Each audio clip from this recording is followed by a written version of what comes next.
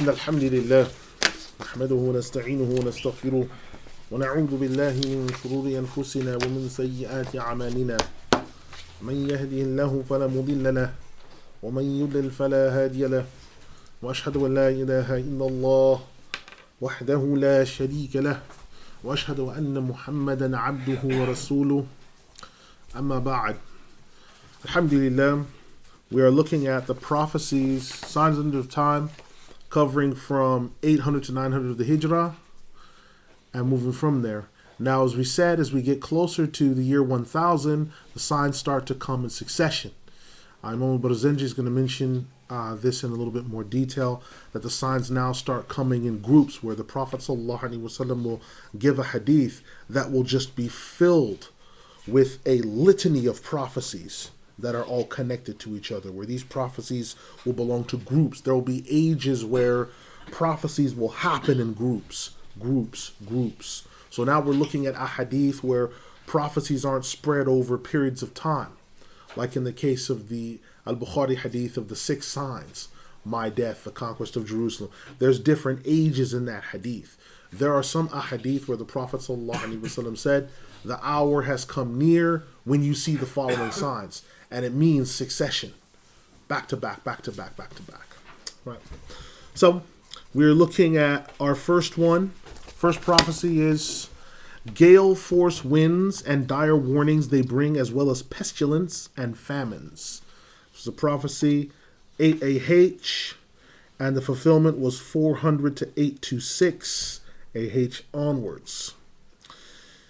It is narrated by Ali ibn Abi Talib and Abu Hurairah radiallahu anhuma, who both said that the Messenger of Allah sallallahu alaihi wasallam uttered, the hour is near when the war treasure left on the battlefield is seen as a trial, the trust is seen as a debt, as well as a zakah. People learn for other than the sake of their religion. When the man gives obedience to his wife and shows disrespect to his mother, annoys his friend and departs from his father, when voices are raised and there's yelling in the masjids, tribes and groups choose the rebellious sinners to lead them. The head of the people is the least of them. The man shows honor to the one who he fears his evil.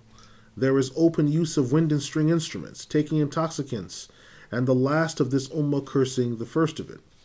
When this comes to pass, then wait for a severe gale force wind, a severe earthquake, a landslide, transformations and distortions, and hail.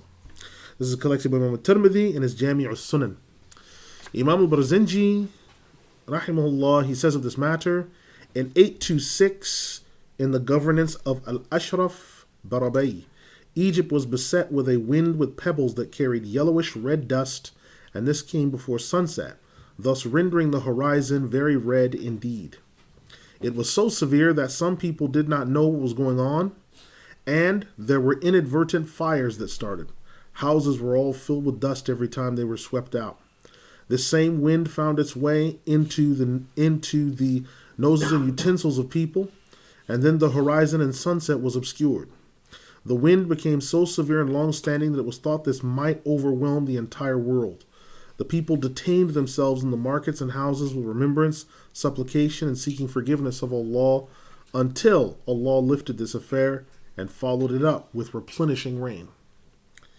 This wind had not been this bad since 30 years ago, in which it had spread, buried the pyramids, and took some of the brickwork from them, as well as Giza and the rest of the Mediterranean.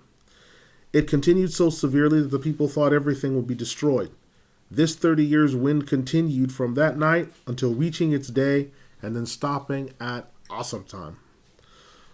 Close quote. So the Imam, in his text, pages 58 to 60, mentions these gale force winds.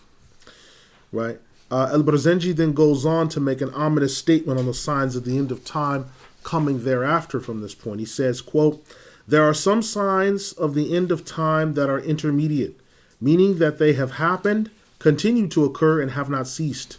In fact, they have increased and will continue to until they reach the very end of times. We will mention some of these ahadith in a truncated fashion that shall have the text and its narrator. Close quote. So this is talking about, he quotes in his text from pages 111 to 137, he's talking about the ahadith that we're going to be looking at from the 800s on, will be the successional hadith, where they're coming in succession. So now we're looking at hadith where there's not spans of time between each prophecy in the hadith, but there's a bunch of signs that happen in one event. So he starts by saying, we're going to be looking at the first one, the worst of the people.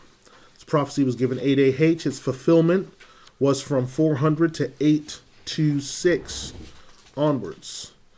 It was narrated by Hudayfa al-Yaman radiyallahu anhu and Ali ibn Abi Talib radiyallahu anhu wa karramallahu wajhah, that the Prophet Muhammad sallallahu alaihi wasallam said, "The hour shall not come until the most fortunate of people shall be the useless one, son of the useless one." Collected by Imams Ahmad bin Hanbal in his Musnad, At-Tirmidhi in his Jami' al-Sunan, Diyauddin al-Maqdisi in his Al-Mukhtara, and Ibn Mardawayh, and classified by them as authentic. Al-Barzanji, rahimahullah, states, quote, "The expression the useless one refers to the slaves or idiots, louts, and these people become the very leaders of the people." Close quote. So this is from Al-Barzanji's text, pages 111 to 137.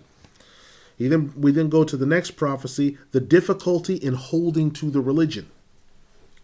This prophecy was made on 8 AH, and its fulfillment was from 800 onwards.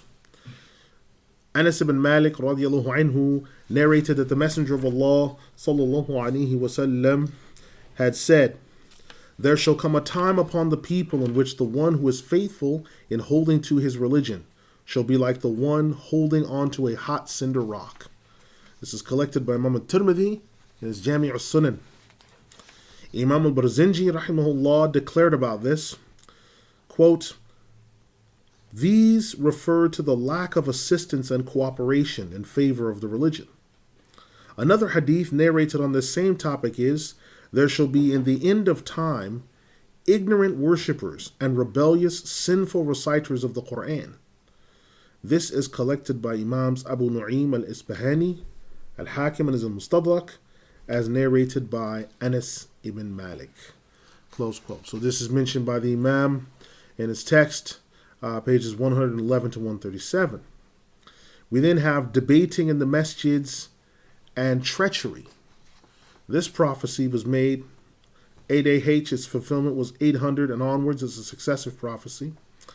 Anas ibn Malik radiyallahu anhu narrated that the Messenger of Allah sallallahu alaihi wasallam said, "The hour shall not be established until people shall be debating in the masjids." This is collected by Imams Ahmad ibn Hanbal in his Musnad, Abu Dawood in his Sunan, Ibn Majah in his Sunan, and Ibn Hibban in his Sahih. Anas ibn Malik narrated that the Messenger of Allah sallallahu alaihi wasallam mentioned, "From the signs of the hour is nudity, filthy speeches, cutting of family ties, the trustworthy one being betrayed, the treacherous one being trusted." Collected by Imam Tabarani in his Mu'jam. Al-Barzanji quotes this from pages 111 to 137 in his text. Now, understand something here. When it says the hour shall not be established until people shall be debating in the masjids, we might wonder, well, that's in all the masjids, so why is that a sign of the end of time? Well, we have to go back to the books of fiqh and all the old history books, which read etiquettes of the masjid. And they both read that the voice, all the scholars have consensus that someone's voice should not be raised in the masjid, except when teaching knowledge or in the prayer and such. Other than that, the voice isn't to be raised in the masjid. Now, there was an incident where Ali ibn Abi Talib was coming into the masjid after the adhan had been made, and a man sat down to start telling stories. And some of the young kids grabbed shoes and threw them, and he was hit on the head with shoes, and he was upset by this. And Ali ibn Abi Talib radiyallahu anhu said, the reason why they're doing this is the masjid wasn't made for this purpose. And that the children even understand that no storyteller is to be given any respect in the masjid, because that's not the purpose for the masjid. So Imam Malik, when he went to the masjid, he raised his voice when narrating the Muwatta. Imam Ahmad, when he was narrating the Musnad and these other things. But in terms of the Salah, the Adhkar, the Quran, people are reciting to themselves and everything else, but people aren't raising their voices. So when you have masjids where people are standing up yelling, or they're shouting and debating and all these other things, that's got nothing to do with the masjid. So that's why that's such an important point, because the companions hearing that hadith, that would have been something alien, that there's going to be people raising their voices in the masjid. Who dares to raise their voice in the masjid? That's completely alien. It's completely alien. Right. So now we look at the next prophecy, which is the inflation of crescent moons. This prophecy was made 8 AH, and its fulfillment was 800 onwards. Anas ibn Malik and Abdullah ibn Mas'ud radiyallahu anhuma narrated that the Messenger of Allah sallallahu alaihi wasallam warned, from the signs of the hour is the inflation of crescent moons, so that the moon shall be seen early by an hour or before it is even risen, and it will be said, it was born 2 days ago. This is collected by Imam al-Tabarani in his Mu'jam. Anas ibn Malik radiyallahu anhu also narrated that the Prophet sallallahu alaihi wasallam said, the hour shall come near in which the crescent moon shall be seen manifest and large, and it will be said to be 2 days old. Masjids will also be taken as pathways, as well as the mass sudden deaths among the people. This is collected by Tabarani in his Al-Mu'jam al-Saghir, as well as Al-Mu'jam al-Awsat. Imam Abdul Ra'uf al-Munawi rahimahullah said of the ahadith above, quote, this means that they will be larger than normal. It is also referred to that it shall be mentioned an hour or so before it has risen due to its largeness and clearness, without it needing to be sought. This also means that it will be said to be 2 days old due to its largeness.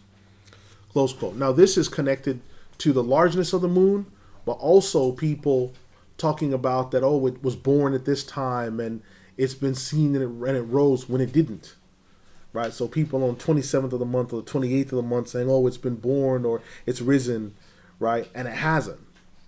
Then when the moon does appear, it will be very large. And people will say, oh, that moon is 2 days old. Or it'll be this. So the inflation is happening by way of the people. The moon is appearing larger because it's near the horizon. It will have eclipses, all these other things. But the people are causing this inflation because they're saying, oh, it's 2 days old. Or, oh, it's just been born. Or, oh, it's just risen. Right? And this is tampering with the timings for the Ramadan, the Eids, because those are the only time that the people that do this care about the calendar. They don't care about the calendar the rest of the year. It's only when it's time to do Ramadan wars, time for the Eid wars. The rest of the month, they don't care about when Muharram is. They don't care about when Jumad al-Ula or Jumad al-Akhir is. It becomes important when it's time for Ramadan. It's time to have these wars. So the inflation of these is significant. Now, Imam al-Munawi goes on to talk further about this. He says, quote, masjids being taken as pathways refers to the man passing by the masjid, entering in it, and leaving from a door without praying any greeting prayer to the masjid, and not making i'tikaf therein at all. Close quote. So this is talking about the abandonment of the masjids, which nowadays we're calling post-masjidism. You have postmodernism and you have post-masjidism. And post-masjidism is just the wholesale abandonment of people of the masajid. And there will be people who will pass by the masjid and they don't go in, or they don't do i'tikaf there. There'll be people that pass by the masjid and they'll go in and they won't pray the 2 rak'ah of tahiyyatul masjid. Right? Even coming in, they'll just stop and say, oh, I'm just coming to drop something off. They won't do tahiyyatul masjid, nothing. Right? They'll just pass through. So the masjid is seen as a pathway. It's just some place. Right. Al-Munawi then goes on to say, quote, sudden mass deaths refer to men falling dead while they are standing and talking to their friend or carrying out some transaction. Close quote. Now this is from Fayd al-Qadir, volume 1, pages 9 to 10. Now what's significant about this is that sudden mass deaths meaning that people die suddenly without having a plan in place. When you look at the past generations, people would always have like signs that they knew so-and-so's getting older now and he saw a dream, or he'd see a vision, or he'd have a certain amount of pain, or he'd die after an illness or a short illness. There's telltale signs that we know when someone's going to die. But one of the prophecies mentioned by the Prophet ﷺ would be a sudden death, al-mautul fujat. Fujat is like a sudden death. There's no signs of it. There's no warning. There's nothing. You're not given an indication. Someone didn't have a short illness. The things that would normally tell you, okay, this person, it might be fatal or mortal, his illness. Nothing like that. He's in the middle of talking with someone and he just falls and he dies. Right? There have been more cases of this if you look, say, in sports. Athletes just dying on television. Just he's running, he's holding the ball or he's kicking, and then he just falls dead. Someone's in the middle of giving a political speech and he collapses. Right? These things are continuing up until our age. Right? Now, the Imam goes on to give us a quote for our next prophecy: rain with no vegetation and paucity of good things. This prophecy was made 8 AH. Its fulfillment was 800 onwards. Abdul Rahman ibn Amr al-Ansari radiyallahu anhu narrated that the Prophet sallallahu alaihi wasallam said, "The hour is near when there is heavy, flooding rains and very little vegetation that grows from it, and a large number of reciters," meaning worshippers. "There shall be a paucity of fiqh scholars, many rulers, but few trustworthy people." This is collected by Imam at-Tabarani in his Mu'jam. So when it's looking at heavy flooding rains and very little vegetation that grows from it, it's referring to the fact that there's not anything coming from that rain. So something's wrong with the rain while there's no vegetation growing. And a paucity of fiqh scholars is like, well, why is that a sign of the end of time? Why is that a sign of the end of time? Because to answer masail, to answer questions, to resolve issues, there's a paucity of fiqh scholars. And when you have a paucity of this, it also, when you have a paucity of scholars or paucity of knowledgeable people, it encourages other people who aren't knowledgeable to speak. And in those people, they speak. And they speak without knowledge, and they speak without right, and they lead other people astray. And there's other ahadith that will come.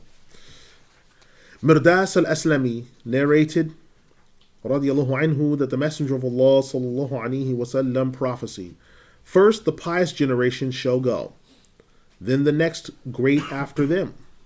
What will remain shall be chaff, like what comes from wheat or the date palm trees." Collected by Imams Ahmad as Musnad and Al-Bukhari as Al-Jami' al-Sahih. The Prophet sallallahu alaihi wasallam said, "From the signs of the end of time is severe rain in different places in abundance, low crop cultivations, evil people predominating in positions of authority, and their large number leads to large amounts of evil." This is collected by Imam al-Tabarani in his Al-Mu'jam. So Al-Barzanji has quoted these ahadith, and other scholars have quoted them without comment, which means that they're left as they are because they're distinct enough to where they don't require a lot of linguistic presentation or what have you. Right? He mentions this in pages 111 to 137. We then have a prophecy, ornamentation of masjids and dead hearts. This prophecy was made 8 AH. Its fulfillment was 800 and onwards. It is narrated that the Prophet ﷺ said, "From the signs of the end of time, and the hour and its portents, is that the mihrabs of the masjids shall be ornamented heavily, but the hearts of those in them shall be deadened." This is collected by Imam al-Tabarani in his Mu'jam. Right, so Al-Barzanji gives this hadith in pages 111 to 137 without comment. Now, the mihrab, a short discussion should be given on this. The first one to establish a mihrab in the masjid was Uthman ibn Affan radiyallahu anhu. The mihrab was originally an enclosed space that the imam would step into when he led the prayer. So if you go in masjids, older masjids, where the imam prays, there's almost an enclosure that he's in. And what Uthman did is that was a precautionary measure to accomplish three things. Number one, no matter who came in the masjid, they would know where the Qibla was. Because you have to remember, this is in the day before there were prayer rugs. There were no prayer rugs back then. Persian culture hadn't seeped in. So someone would walk in the masjid and they didn't have a way of knowing which way the Qibla was. So the mihrab would tell you, this is where the imam prays and this is which way the Qibla is. Number two, Omar had been assassinated in the Fajr prayer. He'd been attacked. By making a mihrab, you had walling around you. So someone would have to actually enter into the mihrab area. This would give people who were in the front line of the salah time to stop that person or to block that person. And someone from the peripheral vision who's there would see someone before they reached them because the mihrab is there. So the mihrab didn't have any ornamentation on it. And then number 3 and finally is the mihrab is there to establish the place in the masjid where the imam prays and all the rows behind him. So it helps to establish the rows. Now it would only be later that the mihrabs would now be ornamented and decorated, and that it has to have the 99 names, or it's got to have the names of the Messenger of Allah sallallahu alaihi wasallam going all the way around it, and it has to have this, it has to have that, it must have this, it must be green, or it must be golden, it should have lattice work and silver lattice, it must have these qualities. But the people that are attending these places, you find a lot of the places that have this ornamentation, they're empty, or the people that go there are few and far between, or the crowds that do go there, you see their level of knowledge isn't there, because the hearts get deadened, because the ornamentation is there. Right? It's just ornamentation. And sometimes you'll see these ornamented masjids, and the country is in severe poverty. It's like, why is the country below the poverty line where people are malnutritioned and starving their socks off? And there's like ornamented mihrabs, chandeliers inside the masjid. Sell that. Sell the chandelier. Allah the Exalted is not in need of the chandelier or the mihrab or these other things. Sell that and dispense with it. Because people have this romantic notion because they say, oh, well, Masjid al-Nabawi and al-Madinah. It's like, no. That's from the Ottoman period. In the time of the Prophet ﷺ, its roof, it didn't have a roof other than the palm trees of the trees that were used. It didn't have a roof. It was made of adobe. It was, white. The floor was sand or the hard ground. And that was sufficient for 900 years. So people assume that the way Masjid al-Nabawi looks now, that's the way it's always looked. That it always had carpeting. That it always had a mihrab. That it always had a green dome, which the Ottomans painted originally was a lead color. That it always had all these things. People just make these assumptions because it's Masjid al-Nabawi. It must have always been like that. That the Prophet ﷺ's grave was inside of the masjid. Originally it wasn't. As the masjid expanded, it incorporated his grave. It wasn't originally inside of there. There's all these different things that we see. Even the minbar being raised like it is. That minbar, the Prophet ﷺ, he didn't have a raised minbar. It wasn't raised like that. It was only 3 steps. Right? So there's a lot of things that we assume looking at the minbar, like, yeah, that's what a masjid should be. It needs to have a 10-step minbar. It needs to have a big mihrab. It needs to have ornamentation. The stucco nip and tuck pattern of the wood as it's going around. And it should have the 99 names going around, a big dome and a minaret, even though no one's going to be using the minaret to make the adhan for. But that's not necessary. But it's deemed to be. Right? So that's why it's so significant why he's saying that. All right. The next prophecy we have is rampant homosexuality. The date of this prophecy was 8 AH. The fulfillment is 800 onwards. The Prophet ﷺ warned, from the signs and portents of the hour is that men shall suffice themselves with men, and women with women. This is collected by Imam al-Tabarani in his Mu'jam. In another hadith, Anas ibn Malik narrated that the Prophet ﷺ explained, of the signs of the hour is women taking sufficiency in women, men taking sufficiency in men. When this happens, warn them of a severe wind that shall come from the east. Some of them shall be transformed and disfigured. Others will be swallowed up in the earth on account of how they disobeyed, and they were transgressing the bounds. This is collected by Imam Ad-Daylami. Al-Barzanji said of this, quote, this is a reference to the abundance of homosexuality that will be in men and lesbianism in women. Close quote. So this is from Barzanji's text, pages 111 to 137. Now, this is significant because in Arabic, we don't really have a word for homosexuality, the word that we tend to use for homosexuality in men is liwat. Liwat means to be following the people of Lut. Nabi Lut alayhi salam. That's it. But it's like an allusion to it. You're following the people of Lut. We don't have a word for male homosexuality. Female homosexuality is sahaq. And sahaq is the same word to lick, which is an allusion to what lesbians do. But we don't have a specific word for homosexuality. We just don't have that word. Sometimes it's said as al-fa'al wal-maf'ul, the doer and the one being done. Right? So someone asked the Prophet ﷺ about the actions of the people of Lut, and he said both the doer and the one being done, they're to be executed. Right? But there's no word for it. It's just understood as an allusion. Right? So these things becoming widespread. One of the things that'll help you when you look at a hadith about the signs of the time, whenever the Prophet ﷺ says of the signs of the hour and its portents, or of the signs of the end of time, that means that these signs will be happening at the same time. But when he says count 6 signs, or the hour shall not come until, that means there may be gaps between these prophecies. This is why it's important when we study prophets to study how prophets speak and their language, because they're special people. So when he normally says of the signs of the hour or of the signs and the portents, it's these particular things. That gives us an understanding of, okay, that means these signs will be in succession or they will come all at once. Right. So we have our next one, latrines brought into masjid areas. This prophecy was 8AH. Its fulfillment was 800 onwards. The Prophet ﷺ said, from the signs and portents of the hour is that people shall relieve themselves in the masjids, and the mimbars shall be raised. It's collected by Imam al-Tabarani in his Mu'jam. Imam al-Barzinji, rahimahullah, said, quote, the affair with the things brought into the masjids and the mimbars being raised have already come to pass.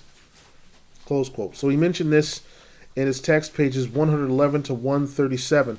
So latrines being brought in the masjids, what that means is, in the past, years ago, if you look at old masjids, Masjid al-Nabawi, Al-Masjid al-Haram, the Dome of the Rock, Al-Masjid al-Aqsa, the Jami' Bani Umayyah, Al-Azhar, when you look at these old institutions, there's nowhere on the grounds of the Musalla area.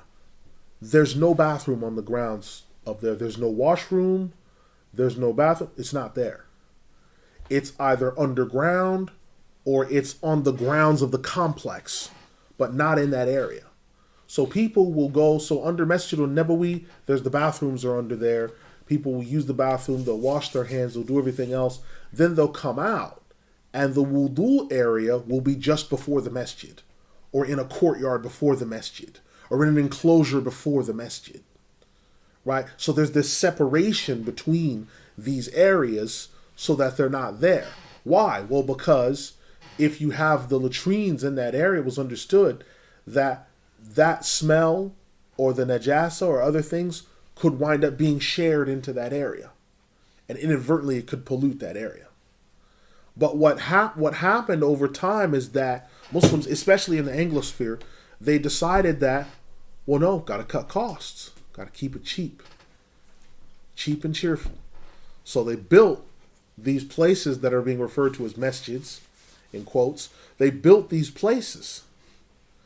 And by doing that, they said we're going to include, so the Musalla area will have on the same grounds as that area, there won't be like a separate building for bathrooms. No, it will be in the same area. And that's one of the signs of, because that wasn't done before. Why? Because there was a respect for the masjids. There's even a hadith that goes back where the companions, when they came to Sham, they were using the latrines, and they found that the way that the latrines were built, they were facing towards Mecca. These people are Christians, and before some were Romans, so it wasn't on purpose. But the latrines were facing Mecca. So the companions, this is indoors. The companions were sitting on the toilets sideways out of deference to the Kaaba, because they didn't even want to have their genitals, even indoors there's a wall. They didn't even want to have their genitals facing towards the Kaaba indoors in the toilet.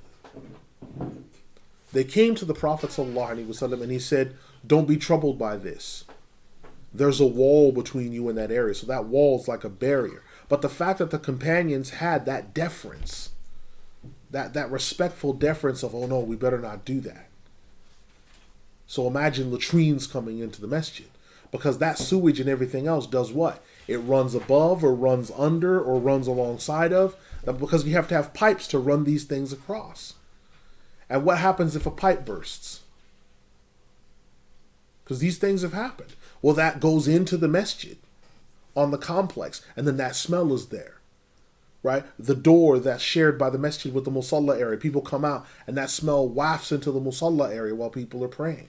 Or people come out of there and their feet aren't sufficiently cleaned in wudu. And they're tracking that water from najasa. They're tracking that onto the floor of the rugs. Right? All those things are impactful things that hadn't happened before. Right? And the minbar is being raised because, again, the Prophet ﷺ, when people look at the minbar now, they'll see that there's a series of steps, and the imam will ascend all these steps and go up, and it will be raised like a platform over the crowd. That's a new phenomenon, relatively speaking. The Prophet ﷺ, for his minbar, had 3 steps, and there was a platform. That was it.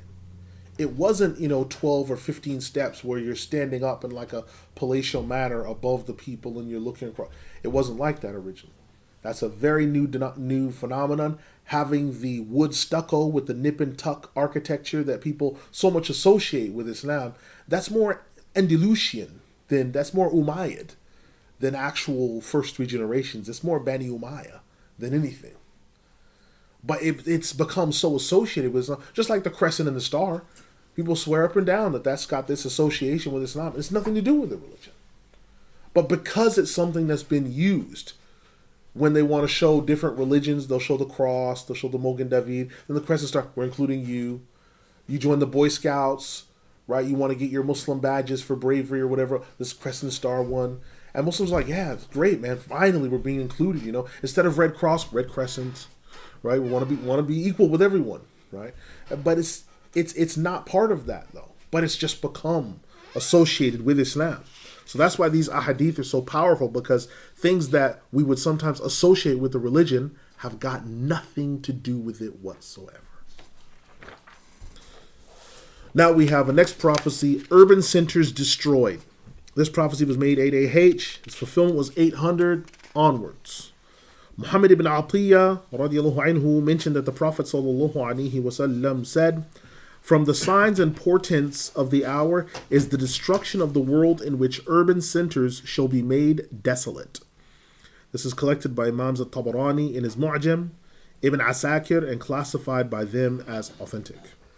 Imam al-Barzanji, rahimahullah, said of the hadith, quote, this hadith refers to the destruction of the urban established cities and another city being built in its place. This is what happened in the case of Fustat being moved to Cairo and Al-Kufa being moved to Najaf. Close quote. So Al-Barzanji quotes this in pages 111 and 137 in his text. Now what this is talking about is urban centers, meaning major cities being made desolate and being rebuilt. So originally you had Al-Kufa, which was this major center. It winds up being destroyed in a massive, devastating fire, invasions, everything else. So it gets rebuilt, but the city is, for the most part, left desolate. So people move to where Najaf is in Iraq. And Najaf becomes the new center in place of Al-Kufa. Fustat was originally in the north. That's where the companions camped out at and made their first encampments, other people. But then it got destroyed in successive invasions. When the Ismailiyah invaded, they decided, Al-Qahir Billah said, we're going to build a new city. So you have these major urban centers, these metropolises, being destroyed. If you imagine someone destroying Los Angeles and then building right on top of it another city, or not far, we're going to build another city on top of it and start over fresh, right? These urban centers are being destroyed. That's a sign of the time, because when major urban centers are being leveled, right? Baghdad was destroyed. Muslims repent after 4 years, try to rebuild it. It gets sacked and destroyed again. So these things happen. Okay, now we're going to build up Damascus. They invade Damascus, it gets burned and sacked and destroyed. These are signs of time because major cities like this being destroyed are signs of invasions, major social upheavals, devastation happening on a grand scale. Next we have is a prophecy on wind instruments and intoxicants. This prophecy was given 8 AH, and its fulfillment was 800 AH onwards. The Prophet ﷺ said, "From the portents and signs of the hour is the manifestation of wind instruments and taking intoxicants in abundance." This is collected by Imam al-Tabarani in his Mu'jam. Al-Barzanji said of this hadith, this refers to drums and any instrument that makes a noise through wind or blowing. Al-Barzanji, close quote, Al-Barzanji gives this from pages 111 to 137. Now, what's significant about this is he mentions the manifestation. Manifestation, the dhuhur, means that it wasn't manifest and mainstream and widespread. So it becomes widespread, manifest. These playing of these wind instruments. Now, by wind instruments, you have two types of instruments that get referred to in Arabic language. Malahi are the string instruments. Malahi. These are usually plucked with the fingers. So these would be things like guitars, the cello, all these ones. These are plucked. The ma'azif are your wind instruments. And the ma'azif make a buzzing and whirring sound by either being sucked or blown into. The tuba, the trombone, the saxophone, the flute. These are ma'azif. These are what these instruments are. Right? So these particular instruments, when they're played alongside of the drum or played by themselves, because drums by themselves, the tabla by itself is permitted, or the tambourine. But when it's combined with something else, you now lose the halal quality of it, of the wind and string instruments. So the Prophet ﷺ said, the wind and string instruments, they're going to become manifest. Now I want you to think, the last time you've seen a picture of an orchestra on television, where people go to plays, or they go out, they say, okay, we're going to step out in West or East London, go and check out an orchestra. We're going to check out the Pacific Science Center's orchestra. We're going to check out these different orchestras. There's these massive 20-piece, 30-piece, 10-piece bands.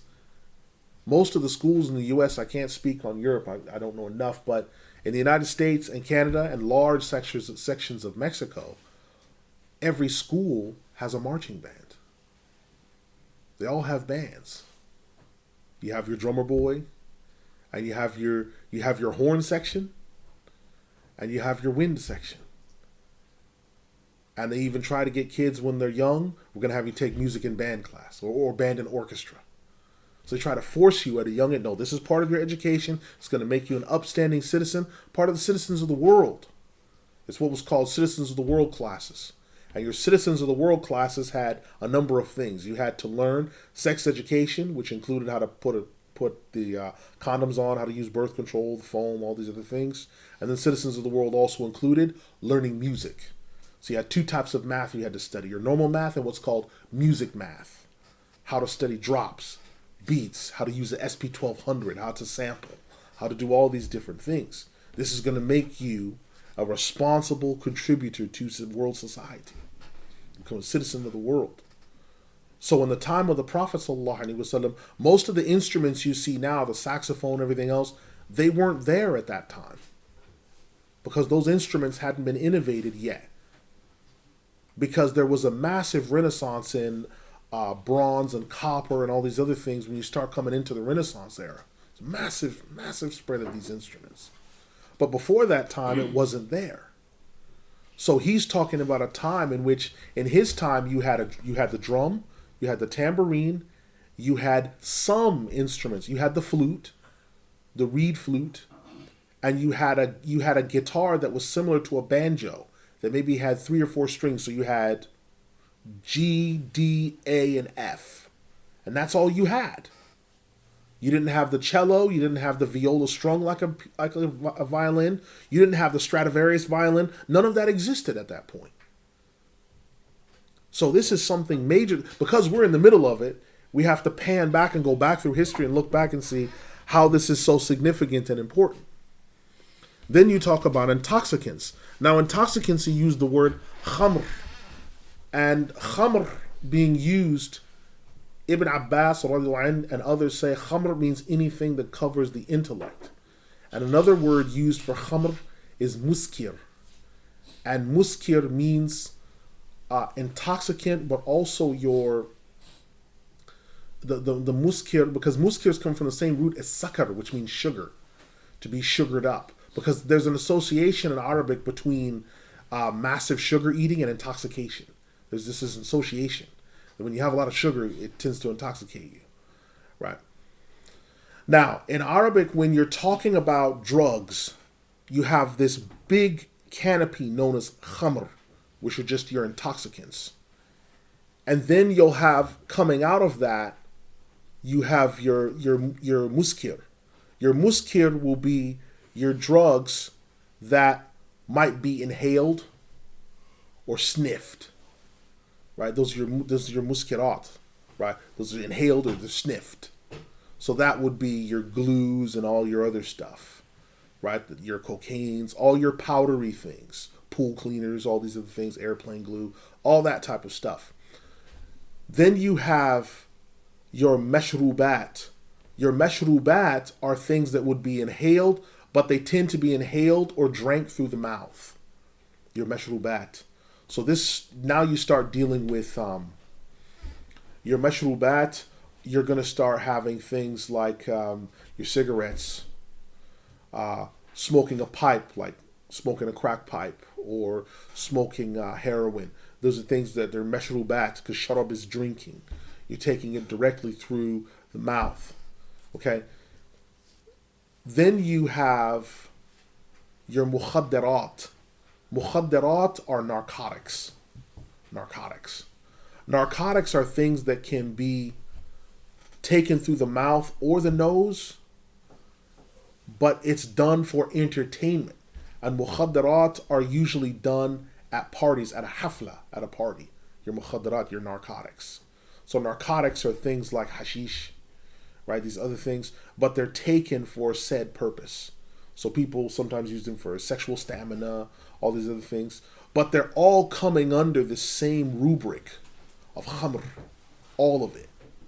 Marijuana, heroin, cocaine, it's all coming under this general rubric. And the fact that it's being manifest. There was a time where you couldn't manifest these things. You couldn't openly just go and even do something what is seen by some people so simple as chewing qat. To just have qat trees, to just grow them in Yemen and to just eat qat. You couldn't do it like brazenly and openly, because people would rebuke you for it. People would try to burn those trees. You couldn't openly grow opium plants where people knew you were making heroin. You couldn't just openly do it years ago. Someone would find out and they'd destroy it. If someone knew you were making alcohol and you had a tavern, the Maraja people, they find out about it, they'd come down themselves and burn it to the ground. Right? This is the way it was. Not too long ago in England, there was a time where you couldn't openly have a pub. You didn't dare say you openly had a pub. It was called a speaking house or a social gathering. But it had to use all this euphemistic language to avoid being caught by Christian ecclesiastical authorities and possibly spending time in the brig or in jail. Because people would catch you and you'd get in trouble. So the time of the Prophet ﷺ is a time where even people who were unbelievers had a certain sense of that you didn't manifest drinking in public around people. Like Abu Sufyan and these people, they didn't just openly drink. Like they didn't drink in front of the Kaaba. They didn't do that. They didn't drink in front of the Kaaba. They didn't take any intoxicants in front of them. There was a certain sense that you didn't do that. If you remember when they were rebuilding the Kaaba, they said we have to make sure that any money in rebuilding the Kaaba, it can't come from riba. Can't come from riba or any ill-gotten wealth. They're kuffar. But there was a sense that there's certain things that you do not do. And there's certain things that if you do them, that they have to be done discreetly, because you could lose face and be disrespectful if you do them openly and in public. Even now, there was a time where women smoking in public was an indication that you were loose or a whore. You don't do that. There was shame in it. So you wouldn't know a woman smoked because she'd go outside, and most people would think, oh, her only bad habit is mom's always chews gum. That's the only thing we thought. She's always chewing gum and eating candy canes and spearmint gum. Because she wouldn't let you know that she smokes in the bathroom or smokes in the backyard. But now women smoke openly like how men do. Right? So there's all these things.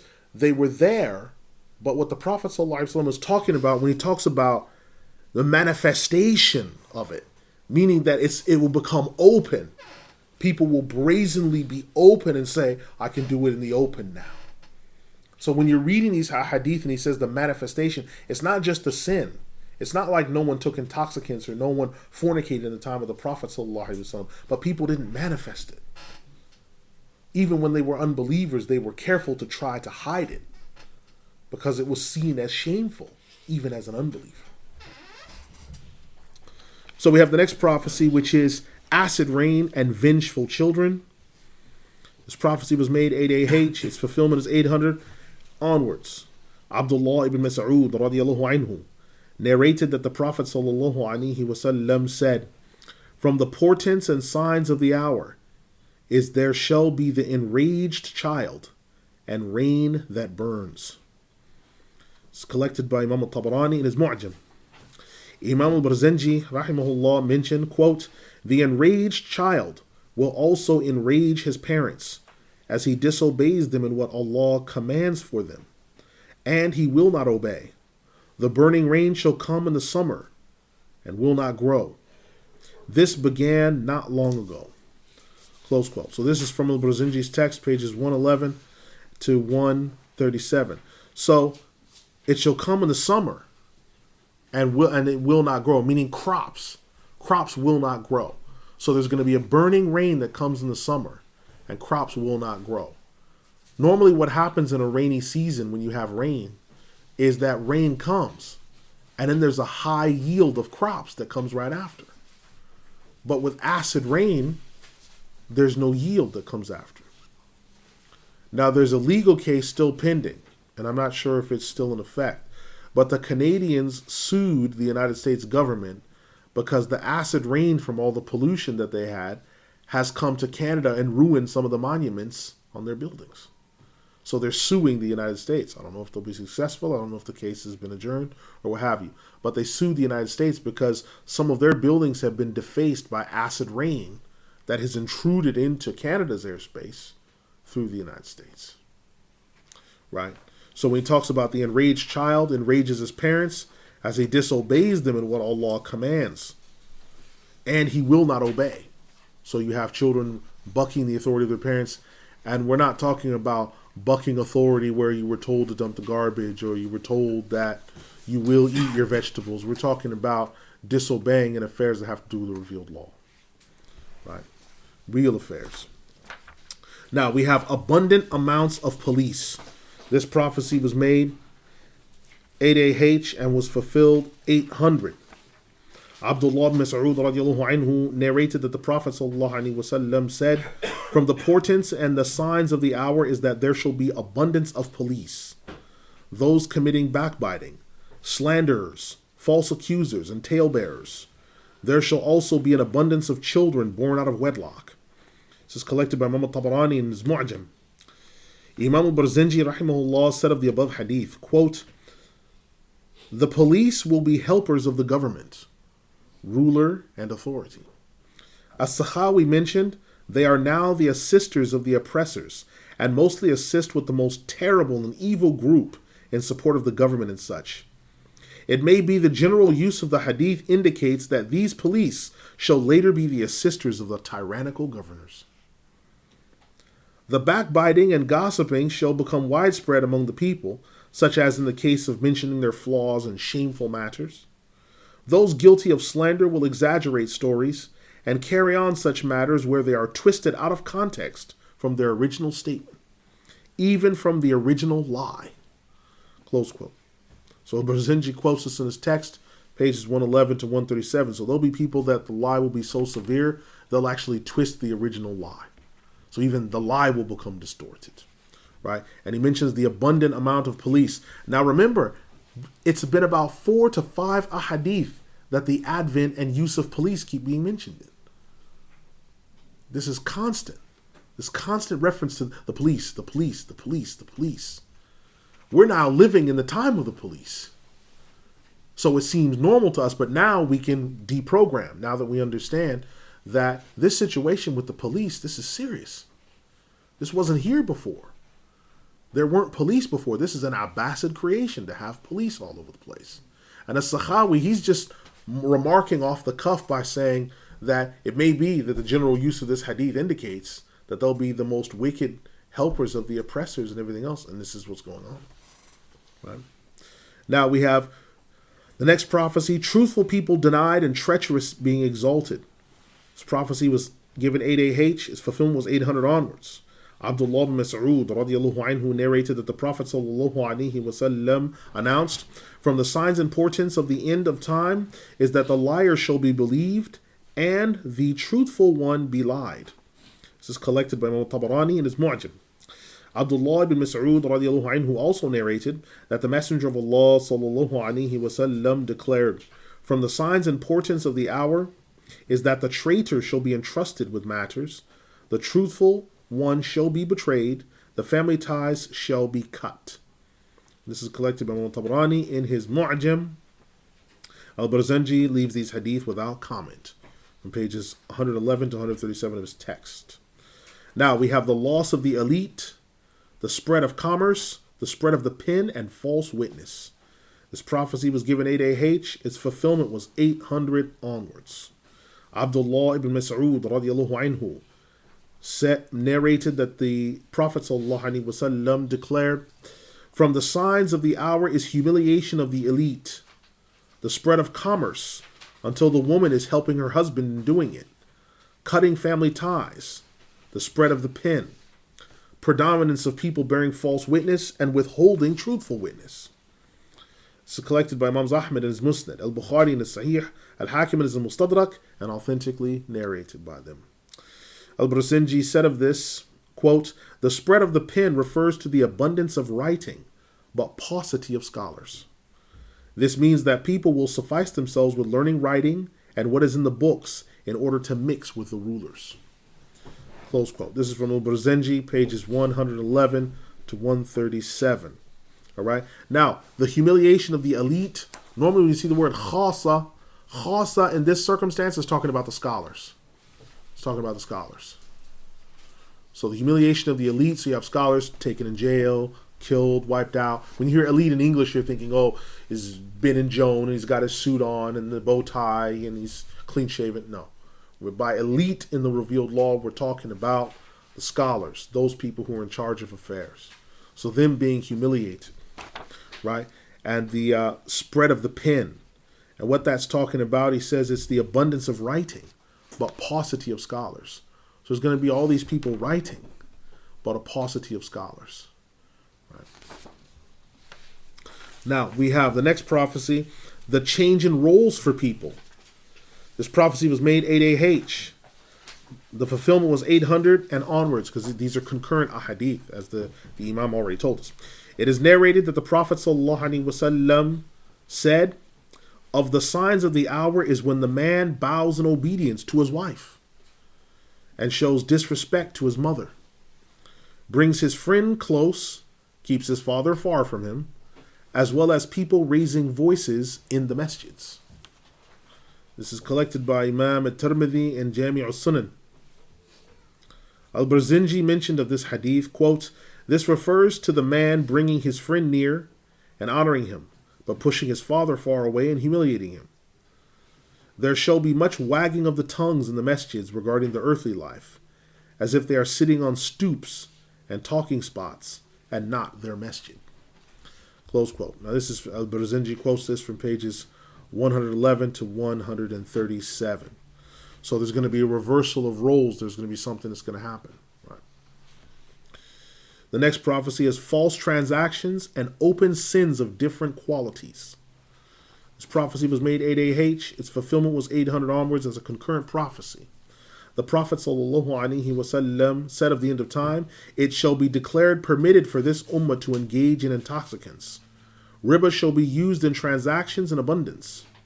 People will use bribery as a gift, and zakah will be changed into a trade." This is collected by Imam Tabarani as Mu'jam.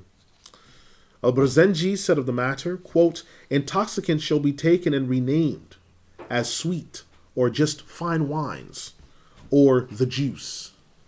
But this will still be an intoxicant, and everything that causes intoxication is an intoxicant, especially in a liquid form.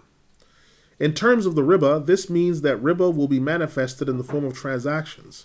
Bribery will be given as a gift so that the people eat bribes, impermissible matter, and do impermissible transactions and money changing, but they will call it giving gifts.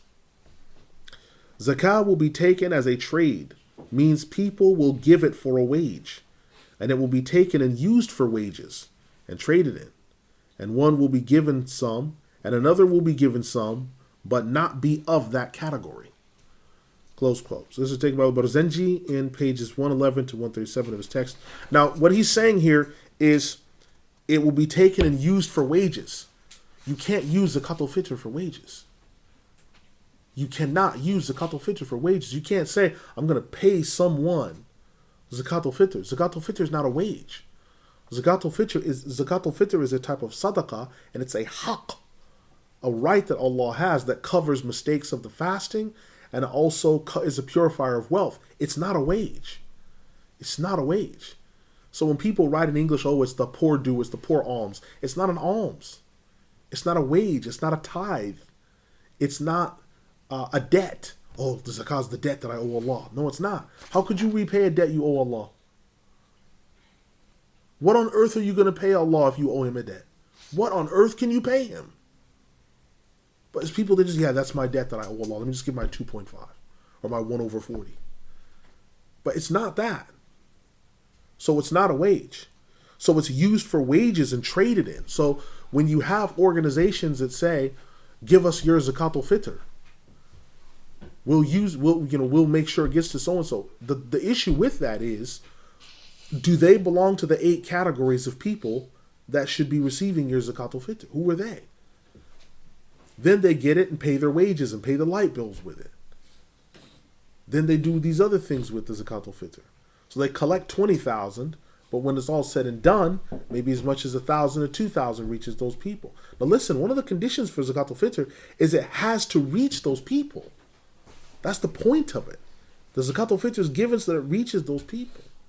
And then it says that transactions and money changing, right? They'll be traded in the Zakat al-Fitr. One will be given some, another will be given, but not be of that category. There are 8 categories of people in Zakat al-Fitr, 8 categories. And so you can't give it to someone who's not of that category. So people are like, oh, I'm just going to give my Zakat al-Fitr to a masjid. A masjid isn't a person. Zakat al-Fitr are categories of people. The destitute, the needy, the indebted, the slave, the traveler. These are all types of people. Hey, I'm just going to give it to my local school. What are you doing? You can't give it to your school. It doesn't fall under that category. So people are giving it to people who they don't belong to, or to people who aren't of that category. There are 8 specific categories of Zakat al-Fitr. These people they belong to. And Allah mentions in Surah At-Tawbah, these are the people. Right? So the Imam then comes as zakah as debt and religion as a hobby. This prophecy was given 8 AH. Its fulfillment was 800 AH concurrent.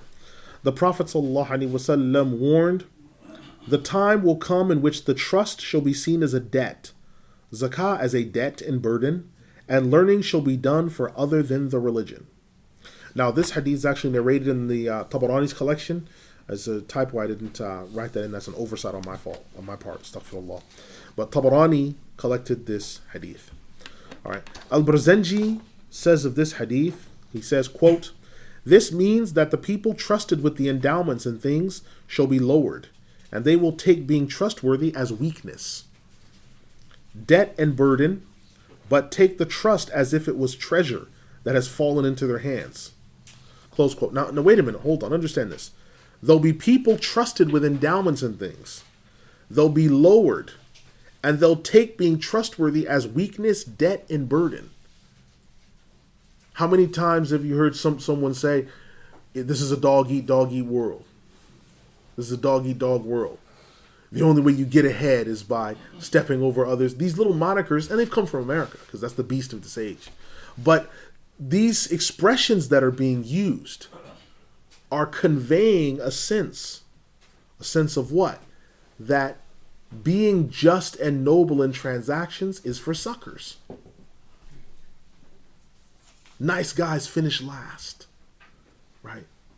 These types of things that are taught, that being treacherous and being murderous in terms of trading and dealing in transactions, that's the way to be. And being truthful is a sign of weakness and cowardice, right? And then when they take the trust, so things they've been entrusted, they take it as if it's war treasure. What that refers to is, on the battlefield in jihad, the things that are taken as war treasure, the ghanima, those are taken after you've battled the unbelievers. So there'll be people that will take the trusts and things they've been entrusted to, whether it's an orphan's money or whatever else, and they'll treat it like it's war treasure. Okay, I've come upon it, it's mine. Use it for what I want to now. I'll divide it up and distribute it among my family. They'll cheat people, properties, they'll rip off the orphans, they'll rip off the destitute, they'll cheat the actual widows, because to them it's all the same. Right? The Imam goes on to say, quote, the people will look upon zakah as a burden and debt, meaning that it will be seen as a hardship for the people, and discharging it will be seen as a burden and part of the difficulties.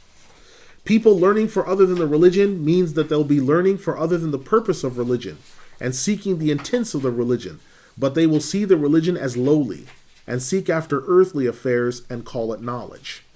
Close quote. Now this is coming from Al-Barzinji in his text pages 111 and 137. Now this is important because people will be learning other than the religion. They'll be learning earthly things, and they'll be calling that ilm. Now I've mentioned this before, and I just want to mention it one more time because it's important. The scholars of the revealed law, and in the first 3 generations, the word ilm, knowledge, was referring to knowledge of the deen. No one ever understood in the first 3 generations that ilm referred to handasa, engineering, or being a lawyer, no one ever understood that ilm referred to those things. So now when you understand what the first 3 generations said, and this is from the opening pages of Najmuddin al-Maqdisi's text, Minhaj al-Qasidin, rahimahullah. When you understand that, now let me quote to you the hadith. Seeking knowledge is compulsory on every Muslim. Now do you understand the difference in the application?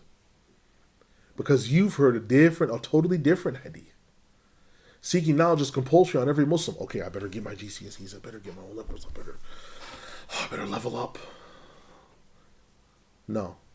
Seeking knowledge is compulsory on every Muslim. Ilm. Ilm of what? All the scholars of commentary say the ilm of the deen. Well, why don't they say engineering and being a nurse? Aren't those things important? Yes, but they're not ilm. They're spin-offs of ilm. Those are called funun. Funun are soft sciences. They're the result of the dini knowledge being laid down. These things have come out of it. We have a totally different understanding. When you hear kuffar speak about the delicacies of knowledge and education, they talk about the triumvirate, right? Which is, okay, there's the 3 main sciences you need to learn. You need to learn the soft sciences, you need to learn the social sciences, you need to learn... No. The Muslim understanding of knowledge being laid down is that the knowledge of the revealed law, to whatever level someone's at, that's learned first. And all other knowledge that they will need in their life is then learned after that.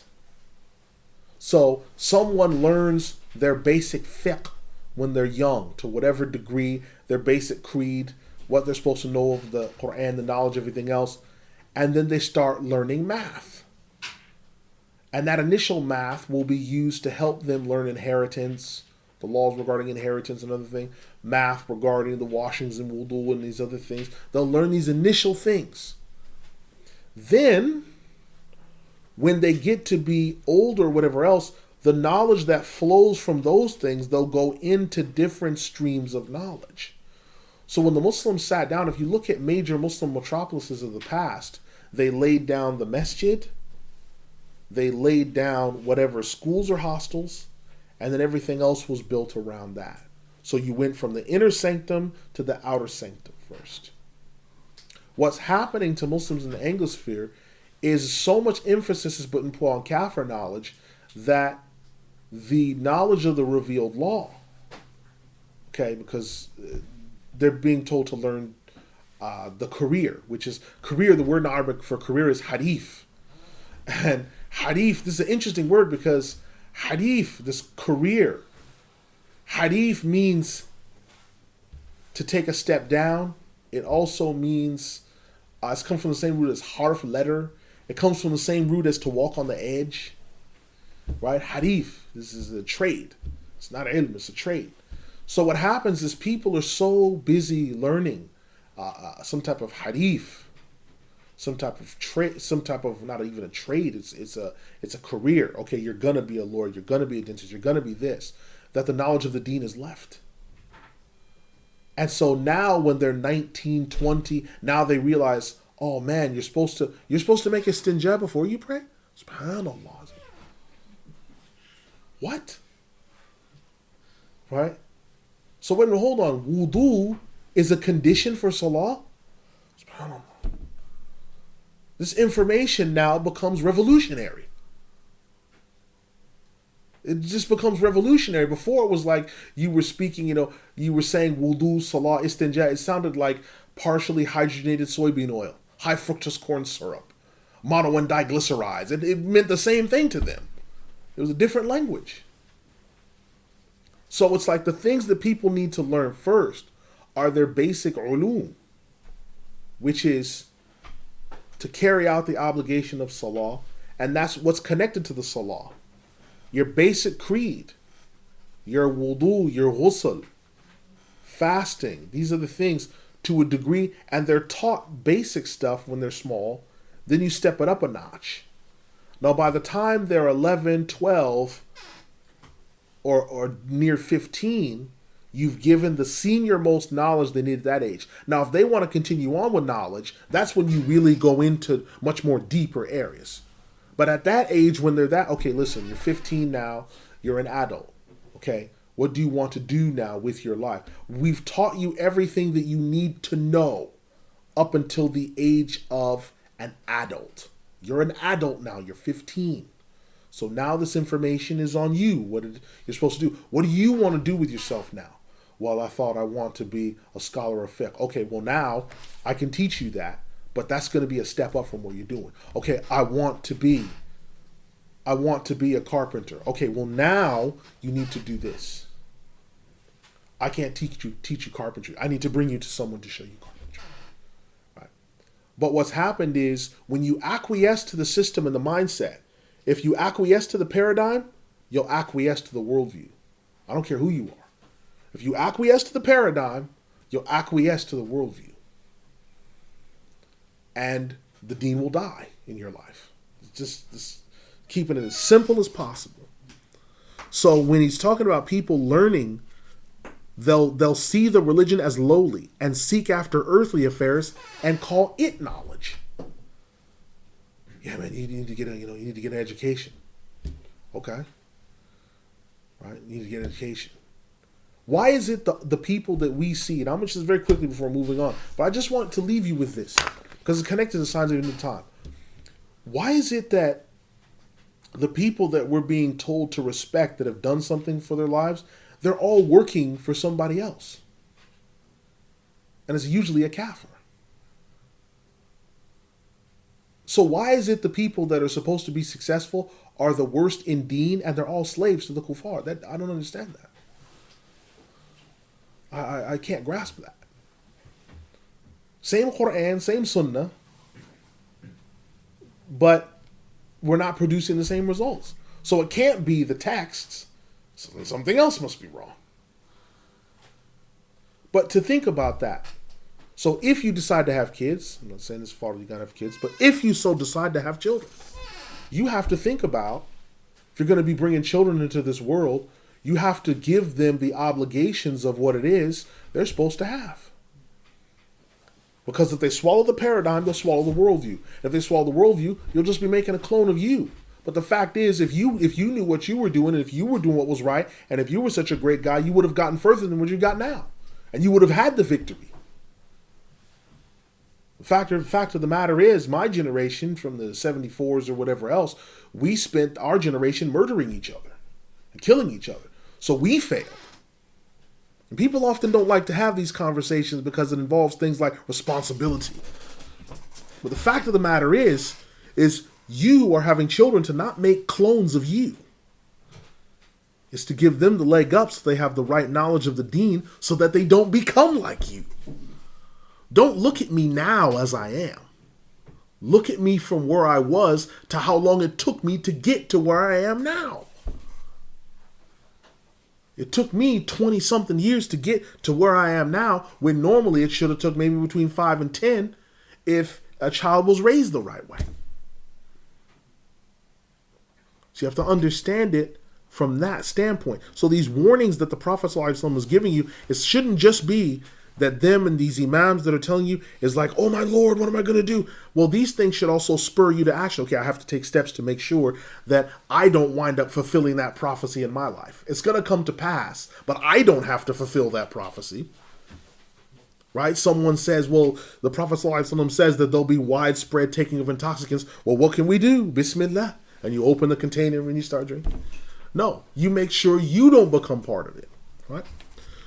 So now we have the next prophecy: changes in clothing, rule, trade, money, weights, and measures. The date of this prophecy given was 8 AH. The fulfillment was 800. Abu Dharr al-Ghifari radiallahu anhu mentioned that the Prophet sallallahu alaihi wasallam said, "The time shall come near in which there shall be much wearing of shawls, much trade and wealth, masters of wealth gaining grandeur on account of his wealth, abundance of police, man-children shall rule. There shall be abundance of men and paucity. There shall be an abundance of men and paucity of women. Abundance of women and paucity of men. There shall be an abundance of women and paucity of men. Tyrannical rule will predominate. Weights and measures shall be affected and lessened." This is collected by Imams At-Tabarani in his Mu'jam, and Al-Hakim and Al-Mustadrak, and classed by them as authentic. Al-Barzanji said of this, quote, "Weights and measures being affected means that they shall be lessened and taken away in weight and measure, and this type of cheating is from the major sins. Allah has said, 'Woe be to those who cheat. There are those who, when they come to the people, they cheat in measures and weight. When they measure and weigh, they are treacherous.' Surah Al-Mutaffifin, ayat 1-3.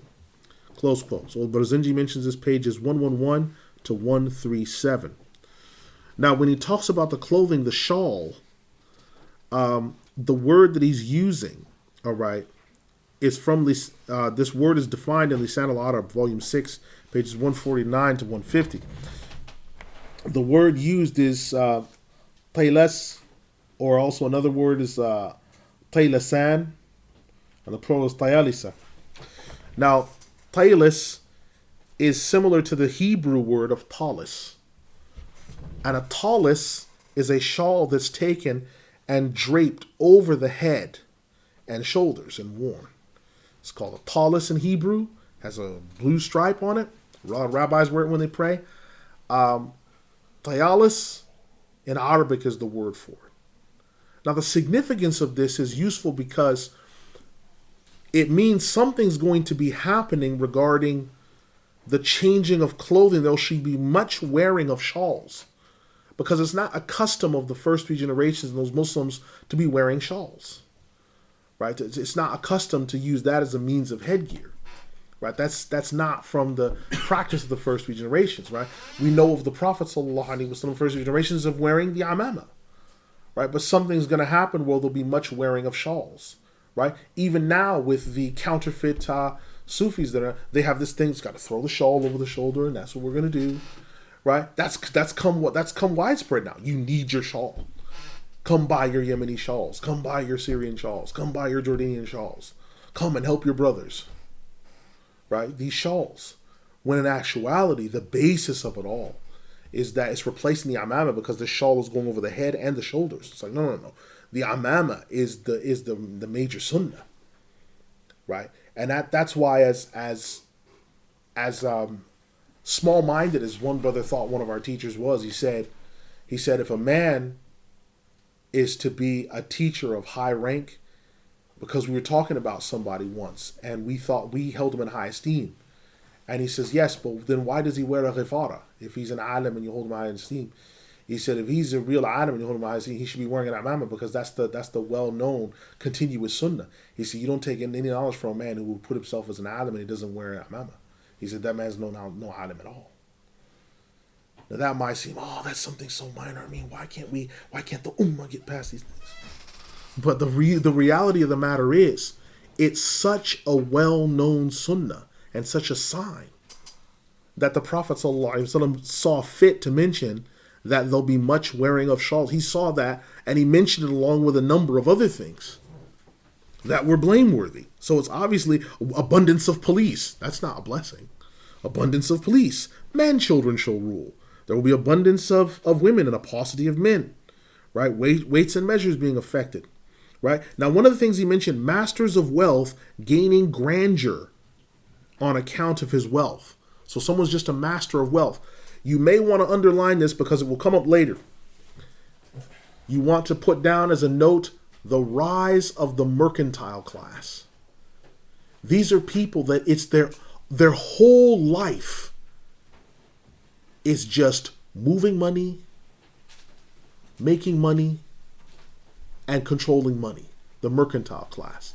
They don't have any other purpose in life but just doing that. Now, the mercantile class, I didn't bring the quote from Imam Abdul Qadir Badaran, astaghfirullah, but he discusses the mercantile class. And he explains how the rise of fractional banking in the mercantile class, how it started in Antwerp, Belgium, and other places. He discusses this in great detail. I'll probably bring it next week if Allah preserves me. The next prophecy is skyscrapers and their purpose. The prophecy was made at 8 AH, fulfillment was 800 and onwards. Abdullah bin Umar radiallahu anhu narrated that the Prophet sallallahu alaihi wasallam, he said, of the signs of the hour is people competing with one another and making lofty buildings. In another narration, when you see the barefoot, naked, indigent herders of sheep become the leaders and compete with one another in making large structures, then await the hour. This is collected by Imam al-Bukhari and Muslim and agreed upon by them as authentic. Imam al-Burzinji commented, quote, this happens when they obtain some form of wealth and they seek to extend their influence and legacy. They have no point or reason other than building for the sake of building. The reason they are able to do this is that they are not busying themselves with worship, learning, or jihad. Close quote. So Burzinji quotes this from pages 111 to 137. Again, this is already fulfilled. You're saying, okay, I understand how these are fulfilled now, but how around 800 was this being fulfilled from the Arabs? You have to remember, the Abbasids were Arabs. The Abbasids in Egypt, these are Arabs that are building. They're building massive structures. Sometimes building masjids, debasing and demolishing them, rebuilding another one twice as big, debasing and demolishing it, rebuilding another one, building several masjids. Sometimes they build masjids in the middle of the desert. You can go to places in Egypt and Morocco, there's just a masjid in the middle of like a searing hot desert. Well, when was this built? It was built at this time, and it says, for the glory of the Khalifa, the masterful Sultan, so and so and so. Well, who prayed here? Nobody, but he just put it here just to know that I could put it here. No one ever prayed there. It was just put there that this is what it is. Right? Now, the next one is masjids with no imams. The date is 8 AH for this prophecy. The fulfillment is 800 onwards. Salama bint al-Harran radiallahu anha narrated that the Prophet sallallahu alaihi wasallam said, of the signs of the hour is that people will keep away from each other in the masjids, and that they will look around at the prayer times and not find an imam to pray with them. This is collected by Imam Abu Dawood in his Sunan. Right? So this is something we see now, but it was around in 800. Now it's sometimes it's self-inflicted, sometimes there's other issues. But back then, from 800 onwards, part of the reason for it, remember the times of Al-Hajj ibn Yusuf, the Abbasid killing ulama and killing muftis and everything else. That's what it's to do with, because they're killing so many scholars and so many scholars are dying. It's leading to a paucity of imams and ulama. Killing leaders is another prophecy. Date is 8AH. The fulfillment was 800 onwards. The Prophet ﷺ said, "The hour shall not come until you kill your leader with your swords, and your world affairs are inherited by the most evil of you." This is collected by Imam al-Tabarani in his Mu'jam. Imam al-Barzanji, rahimahullah, he said of this matter, quote, "This has been fulfilled many times, and always occurs with regard to the killing of kings. And even if they are not the imams, they are the managers of the affairs of the people, and get killed in place of the rulers that might normally be slain." Close quote. This is from the Barzanji, pages 111 to 137. Another prophecy is small-minded people with knowledge. This prophecy was made 8AH, fulfilled 800, and it's concurrent. Abu Umayyah al-Jumahi narrated that the Messenger of Allah ﷺ said, "The hour shall not be established until the knowledge is distributed among the small-minded and wretched." This is collected by Imam Tabarani in his Mu'jam. Al-Barzanji rahimahullah said of the import of the hadith, quote, "This means that the elders of the children of the immigrants and the helpers, but the Quraysh in this age, are concerning themselves with seeking the earthly life and status. So there remains behind the small-minded from the freed slaves and the lowly, who mix with the people and learn, and then the people seek fatwa from them in affairs they know nothing of, or how to solve."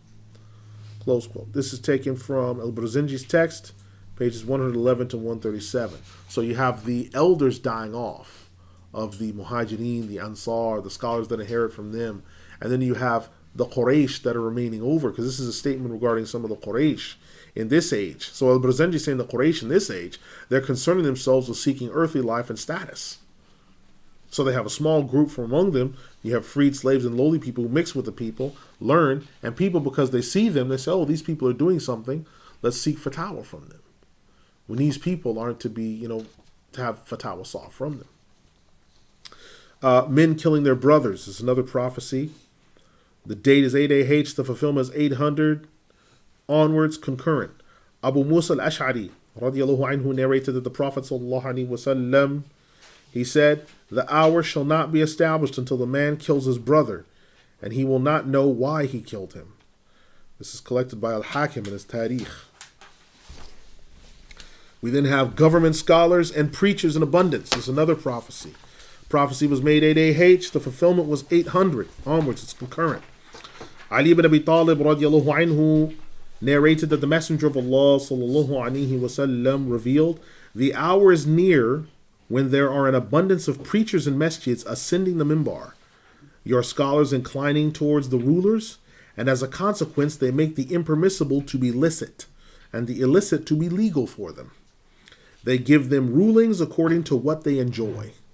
This is collected by Ad-Dailami. Another prophecy is government scholars and preachers in abundance. Ali ibn Abi Talib who narrated that the Prophet ﷺ warned, "The hour has neared when your scholars learn knowledge in order to take a seat and enjoy some of your dinars and dirhams, and you take the Quran as a means to business and trade." This is collected by Imam Ad-Dailami. Imam al-Barzanji rahimahullah said, quote, "This means that there will be people reciting the Quran for a wage and not for Allah." Close quote. So this is from al-Barzanji, pages 111 to 137. So people reciting the Quran for a wage and not for the sake of Allah. Now we have successive signs. One of these hadith that just includes successive signs. 8AH, it was given. Fulfillment is 800 onwards. It's a successive hadith. Abu Musa al-Ash'ari radiallahu anhu narrated that the Prophet sallallahu alaihi wasallam said, "The hour shall not be established until the book of Allah will be made a shame. Islam shall be strange. There will be mutual hatred among the people. Knowledge shall be taken away. Time will pass quickly. The lifespan of man shall decrease. The crops and vegetation shall produce lower yields. The treacherous will be trusted. The trustworthy will be humiliated. The truthful will be denied. The liar shall be believed. There will be abundant Hajj, which is killing. Summer residences shall be built as castles and will be made tall. Parents shall mourn for their children's wickedness and take joy in those that placate them. Open rebellion, envy, and stinginess shall be predominant, and people will be destroyed. The hour shall not be established until lying shall become predominant and truthfulness little. There will be much disputation between the elite and the laity. Desires will be followed. People will make judgments based upon whim and suspicion. There will be heavy rains, but little vegetation yielded from it. A decrease in knowledge, increase in ignorance. People will openly commit perversions. The earth will be traveled in great distances as if a small distance. Preachers so preach for the purpose of lying, and they will praise the worst of my ummah. Whoever testifies to the truthfulness of such people and is pleased with them shall not smell the draught of the breeze of the paradise." This is collected by Imams Ibn Abi Dunya, At-Tabarani, Abu Nasr al-Sijzi, and Ibn Asakir with a good chain. We then have more successive signs. More successive signs. Abdullah ibn Mas'ud radiallahu anhu narrated that the Messenger of Allah sallallahu alaihi wasallam said, and this prophecy was given 8AH, its fulfillment was 800 onwards. "There shall come upon the people a time in which the one who has religion will not be safe with it, except by fleeing from one shelter to another, one hole to another, just as the fox protects his young by moving from one lodge to another. This shall be in the end of time, in which one will not strive in stocking up wealth except by disobedience to Allah. When that time comes, then impermissible things will be made permissible in that time. The man will be destroyed at the hand of his parents, and if not his parents, then his wife. If not his wife, then his near relatives and neighbors that shall find fault with him and scandalize him, so that they cause him his work, and they will put difficulty upon him and overly burden him until he will exert himself and be destroyed at their hands."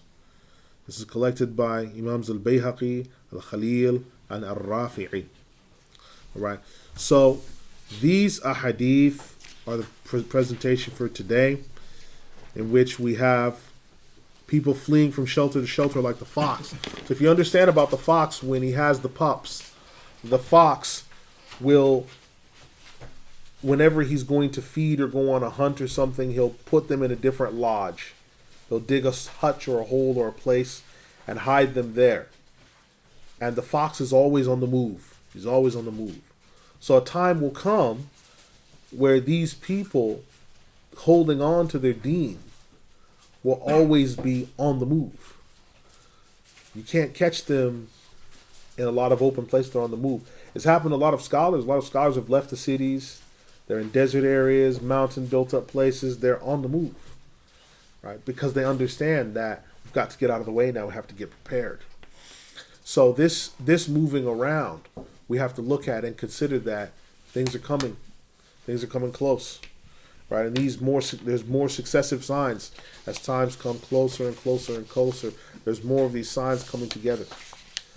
And as a last point before we open up for questions, it's just important to consider, to make sure to the best of our ability that, as I said, we don't fulfill some of these prophecies in our lives. We take heed from them, we take warning of them, and try to say, okay, how can I protect myself from these prophecies? How can I make sure that myself and those under my influence, you, your close family, your parents, so you, your parents, your wife and kids, right, those that are under your sphere of influence, how can I make sure that they're protected, or that at least I can reach them and they'll listen to me to a degree to where they'll understand what I'm saying. They might not listen to everything that you say because they say, well, you're younger, you don't know anything. Or they might say, well, you're the middle child, you don't know this, you don't know that. But maybe if it comes through another source, or maybe if you show, hey, there's this really good book I've been reading lately. Oh, there's this really good lecture I saw. Maybe if it comes through some other means, they'll take it on board because it's still important knowledge that we grasp. So I say all that to say, أقول قولي هذا أستغفر الله لي ولكم أستغفر الله إن الله غفور رحيم. Are there questions over what we've covered so far today? Questions? Yes. A couple of questions. First one, you know, on page 3, it mentions sudden mass death. Page 3. What was it again? Sudden mass deaths. Yes. Is that, are they known, or they just happen and the cause isn't found out? Okay, so the question's on mass deaths that happen. Will the cause be known, or is it something that is concealed, or something that will happen later? Alhamdulillah.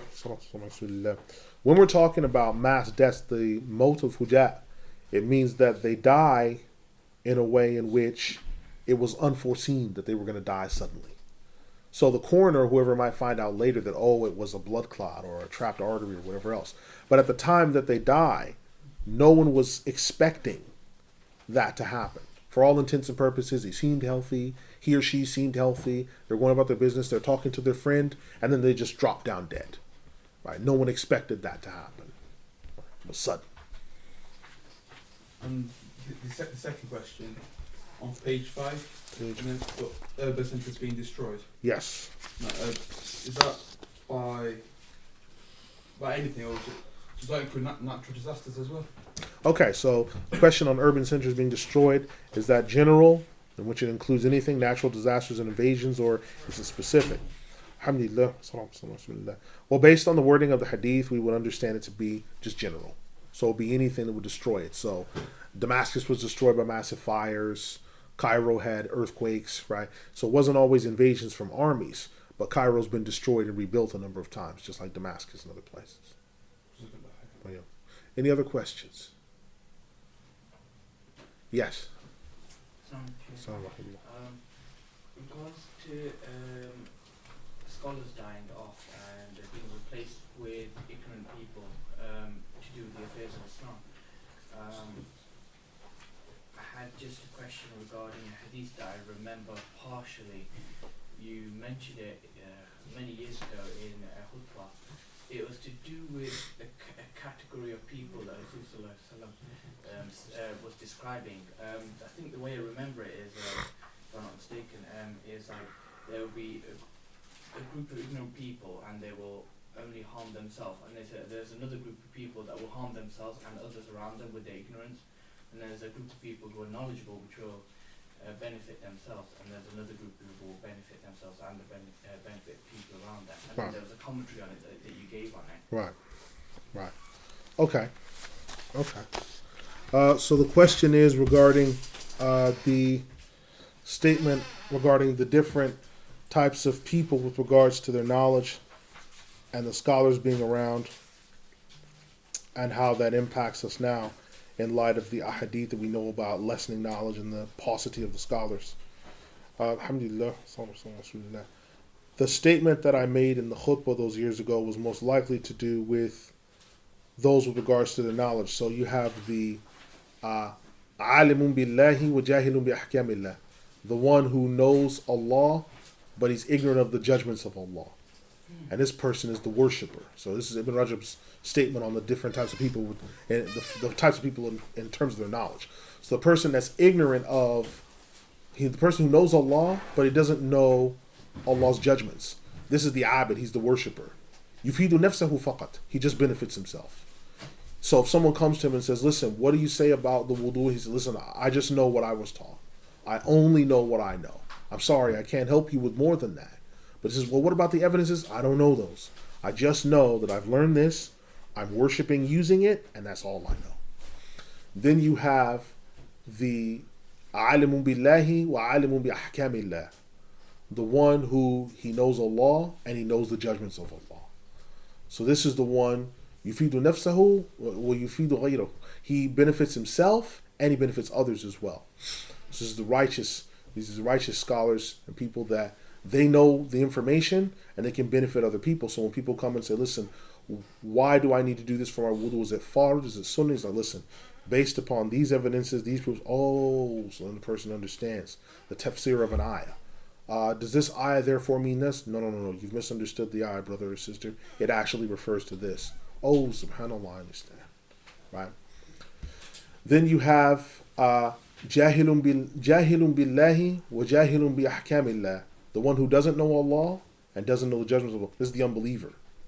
This is the unbeliever. Doesn't know Allah, doesn't know his judgments. Right? This person, right? يضر نفسه فقط. He harms himself. He just harms himself. Most times he can't harm anyone else. يضر نفسه فقط. He just harms himself. But then you have the most dangerous, which is jahilun billahi, the one who doesn't know Allah, wa alimun bi ahkamillah, and he knows Allah's judgments. So this one, يضر نفسه وغيره. He harms himself and then others too. And this has to do with your government scholars, your people like this, because the government scholars that have involved themselves in that, they don't know Allah. So they're ignorant of Allah, but they know the judgments of Allah. So they'll tell someone, oh yes, you should do this, you should do that. And they twist ayat, they twist the texts. And these people are dangerous because, and Ibn Rajab quotes a hadith not long after giving this discussion. And the hadith runs about there shall come a people who at the end of time, Shaitan will say to a group of people, if only you would delve deeply into the knowledge of your religion, so you might gain an audience with the rulers and benefit from that which they have of the earthly life. And then it says that they delve deeply into the knowledge, they become Rijal ad-Din. Rijal ad-Din in Arabic normally just means academics. So they become academics because they delve deeply into the deen. It doesn't say they become ulama.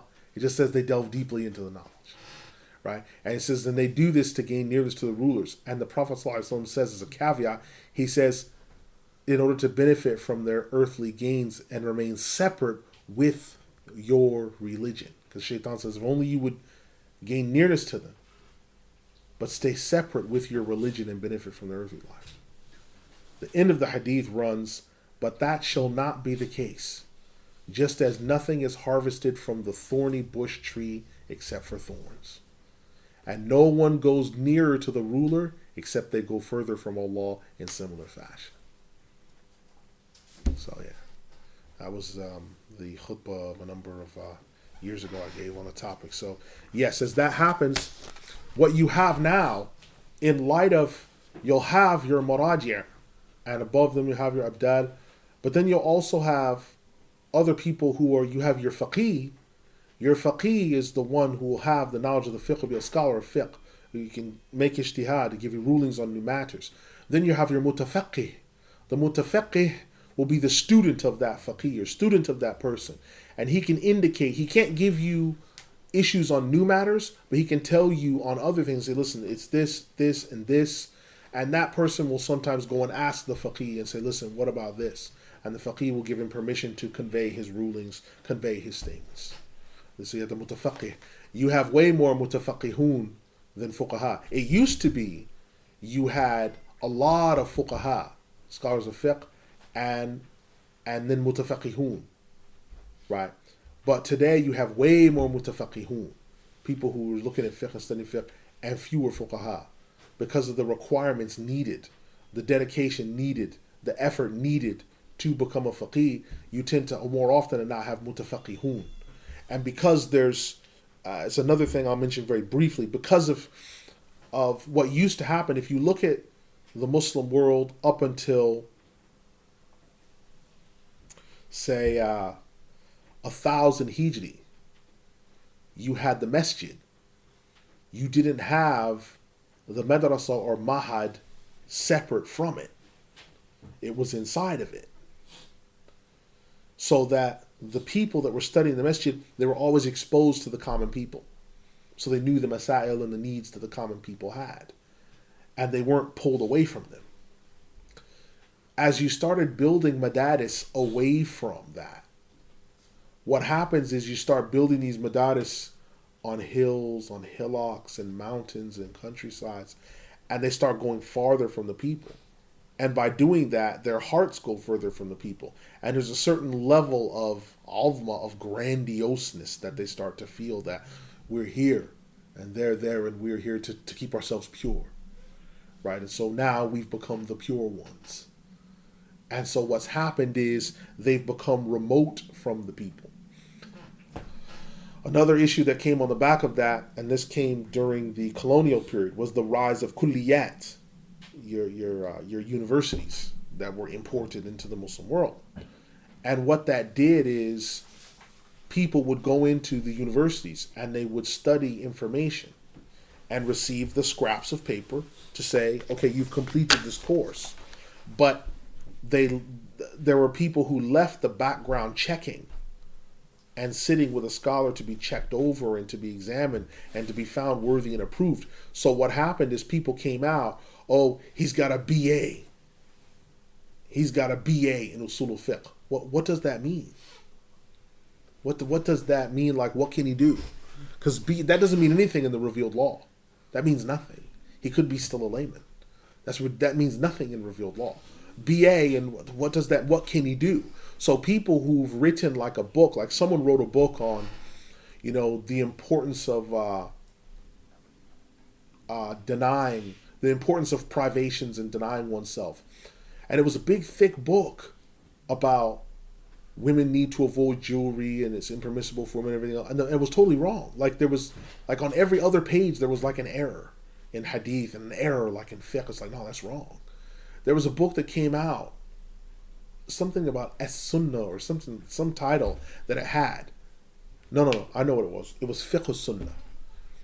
And the person that collected that book together, he went to one of these university type setups and went to a kulliyah and everything else.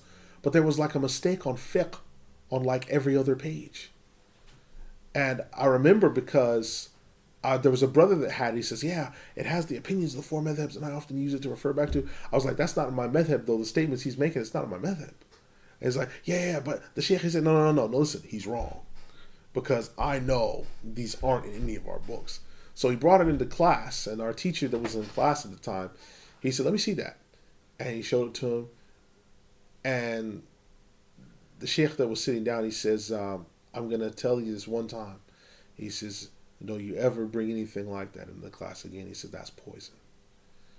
That man doesn't know what he's talking about. And then he broke down the whole understanding of how knowledge is checked, how you're mentored when you learn knowledge of what we spoke about before, that you're not just learning bare knowledge, you're being mentored and everything else and checked and all this other stuff. Because if you're not checked and counter-checked and examined, right? Before I even started teaching, okay, I was told by one of my teachers in 2000, start teaching. I want to see what you can do. So he was in the office. I didn't know he was in the office. So I'd be teaching classes and he'd be in the office listening for mistakes, seeing errors, cracks in my... So I'd finish a class, I'd come in, I'd think he just arrived there. He says, what'd be good when you teach is if you did this, if you did that, if you did this. There's cracks in your game here and here. You got cracks here and here, right? The guys that go to these universities and they get the BA and whatever else, they don't get that. They're just told you have to turn in this paper. And they might turn in that paper. There's certain people who might be good at testing, but those same people have no business teaching anybody. I don't care if you can circle the bubbles on the test and you can turn that in. You might not have any business near people. And when you hear them on the minbar, when they give khutbahs or whatever else, you just see their pathology. They're screaming and they're red in the face. And saying, I don't know. Why is he so angry? Because it's that pathology, right? And they've been told by going to the university that everyone has a right to teach, and everyone doesn't. It's a calling. You either have been called or you haven't. And everyone can look at themselves. The universities tell you, no. Everyone has value. And when you boil milk, the cream doesn't rise to the top. It stays the same. But we're told that there's a hierarchy in Allah's creation. There's a hierarchy. And if you don't think there's a hierarchy, you go and try to play basketball or boxing with the pros. And they will show you that there is a hierarchy in Allah's creation. They'll show you there's a hierarchy. Go try to play sports with a pro and say, oh, I'm going to steal the ball off of such and such. Try to play it. They'll show you there's a hierarchy. Try to go into a physicist's laboratory and try to teach him a thing or two. They'll show you there's a hierarchy in Allah's creation. But we're told these things in a university environment. Then when you go to apply the knowledge, you harm other people. Right? I'll give you one quick example, and then we'll close it from there. Because it's such a significant question you asked. When the incidents of 7/7, 11 September 2001 occurred, there was a man who came out and said, it's now wajib for Muslims in these countries to join the military, to go out and assist the leaders of these countries in this war on terror. It's wajib. They've got to join. Now, there were 2 million kuffar marching in the street saying, not in my name. Before the Iraq invasion in 2003, not in my name. But he said, as Muslims, it's compulsory for them. And he quoted a whole bunch of ayat that had nothing to do with the actual topic, but because they had the word in their ta'awun, like assist, be just, everything. So he quoted all these ayat about like justice that were nothing to do with the actual subject matter. Just like when they asked him about, well, what would you say about murder? And he quoted an ayah that's got nothing to do with murder. And it's the ayah from Ma'idah, right? And it's always truncated. Whoever kills a soul, it is as if he killed the whole of humanity. And whoever saves a soul, it's as if he saved the whole of humanity. That page, I know that page. At the top of the page, the first line that runs, وَمِنْ أَجْلِ ذَلِكَ كَتَبْنَا عَلَى بَنِي إِسْرَائِيلَ. And because of that, therefore, we ordained and declared for the children of Israel. I'm sorry, are we Israelites now? That whoever saved a life, what was it talking about? You flip the page over and you go back to, at the bottom of the page is the story about Habil and Qabil. And the murders and the other things that happen, how the children of Israel have a Qabil mentality and everything else. Then you turn that page over and it says, so because of that, we ordained for the children of Israel. The subject matter of that ayah is nothing to do with murder. You want to talk about murder is do not transgress the bounds and cause corruption in the earth. Do not harm others with your tongues and your hands. Beware of transgressing. Whoever sheds the life of an innocent believer without right, whoever sheds the life of a soul without right, he shall find his punishment in the sight of Allah. Those are your ayat. Right there. They're crisp, they're in context, and they belong to the subject matter. Right? So if I said to you, well, Brother Abu Ja'far, what's the evidence that intoxicants are impermissible? Qul huwallahu ahad. Say He, Allah, is one. I don't understand. Brother Abu Ja'far. I'm asking for the ayah on intoxicants. What is it? Yeah, here, I'll give you another ayah. He is your Lord, my Lord and your Lord, the one God. He is Allah. There's no God but me. Okay, well, there's 2 ayats. What, are you denying the evidence? No, I'm not denying the evidence. Well, subhanAllah, I've given you clear evidence. I have no choice but to make takfir on you now because I've given you the proofs to show you that it's impermissible and you haven't accepted the evidence. So I must make takfir on you now. No, I'm not denying the evidence. The context of that evidence, the information that I'm asking for is not it's not in what you've given me. A wife asks her husband, honey, what are some ayat in the Quran that Allah mentions about how husbands should be in wives? And he quotes Surah Al-Ma'idah, 9th Surah, Surah At-Tawbah, 9th Surah, Ayah 5, and lay in wait for them. Kill them wherever you find them. And lay in siege for them. Lay in wait for them. And destroy them and lay hands upon them and don't release them until they've heard the words of Allah. The wife is like, is that addressed to me? Well, you asked for an ayah about talking about believers in relationships. Here you go. Yeah, but that's a relationship between, and if they should fight you in al-Masjid al-Haram, then kill them first as a fitting reward from Allah for their wickedness. What's that to do with how to raise your children?